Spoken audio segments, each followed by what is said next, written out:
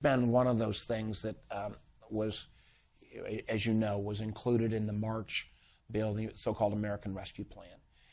And the idea of a child tax credit, which, based upon the data, would cut childhood poverty in half in this country. And we have, because we don't have this kind of support, much higher child poverty in America than, frankly, most other European countries, because most European countries have that kind of child support.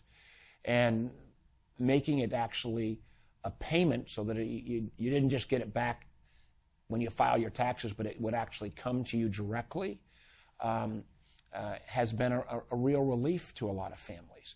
I think we did a pretty crummy job of publicizing that, or, informing Virginians. I know that I even got some folks calling saying, we got this check, but thanks, but why? Because I think we did not a very good job of informing folks. But the childhood tax credit that came forward was only for the balance of this calendar year of 2021. So as you know, the last payment goes out December 15th. That will help families, I think, get through the holidays. The next payment was scheduled to come forward on January 15th. And it's one of the reasons why I think we need to pass the second half of the president's agenda, Build Back Better, which would continue these child tax credit supports, which in a sense is a tax cut for working families, in January and beyond. And it's one of the reasons why I hope we can still get this legislation done this year. I know some of my Democratic colleagues are willing to postpone that a little bit, but this will be the real world change that Virginia families will feel in the middle of January if we don't get this bill done this year. In the American Rescue Plan, the Democrats, because it was done only with Democratic votes, passed by one vote in the Senate, we did one of the most powerful things we've ever done to combat child poverty, and that is give parents a tax cut if they're low or moderate income parents, up to about $150,000 for a couple on their tax filing. They get a tax credit of $300 a month for every child 6 and under, and $250 a month for children aged 6 through 17.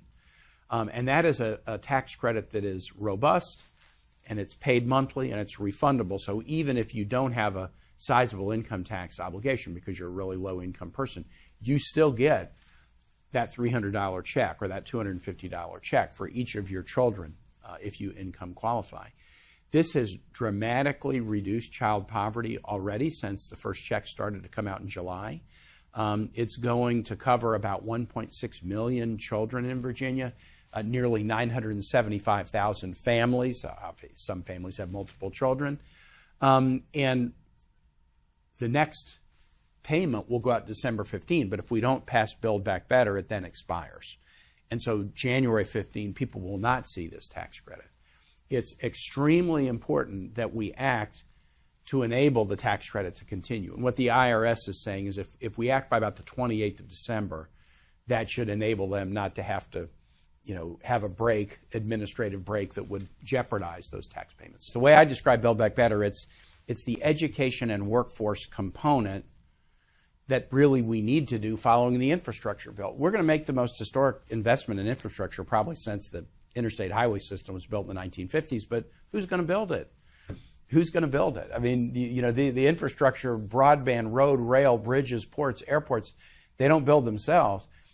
In order to really make this infrastructure package work, we have to have the resources to make our workforce the best in the world, to outcompete any other nation, not just today, but down the road. So the core of Build Back Better, to me, is around this building notion, having a workforce that can do it. The core is educational support, early childhood education, more affordable college through Pell Grants, workforce training. And then the core also includes things that really help the workforce. So affordable childcare, universal pre-K, it's good for kids, but it also helps people get into the workforce. We still have, I think nearly 2 million people who exited the workforce during COVID, who haven't come back in. And one of the obstacles that they face, and I've been traveling around Virginia, cities, but also rural areas, one of the obstacles folks are facing is an absence of high-quality, affordable childcare. So if you're a parent, schools might have been closed. Now they're reopened. Daycare centers were closed. They reopened. They often reopened with fewer children because they want to have more social distancing. If you can't find high-quality, affordable childcare, you may decide not to go back into the workforce. So if we do these early childhood and pre-K investments, that will be good for kids, but it will also help people get to the workforce. If we do the immigration components, our workforce really depends upon immigration. And I think this is the way we should look at immigration issues. Are there security issues at the border? Of course there are. But immigration is primarily about America having the workforce that it needs. And if we do the immigration piece of Build Back Better right, that will also enhance the workforce to do infrastructure and other things we need to do to outcompete China and other nations. Affordable health care, reducing the prices of prescription drugs, reducing health insurance premiums for working people who are buying, health insurance on the exchange. Again, this helps create a happy and productive workforce if you help people keep more of their own money in their pocket. By this child tax credit, if you're helping families with the costs of child care, it tends to counter some people's concerns about inflation, which are very real, but the child tax credit helps with this. So the core of Build Back Better is just making sure that the American workforce is the best in the world to do the tasks at hand, like an infrastructure bill, but also to outcompete China and any other country in the world going forward. And that's why it's so important that we do it.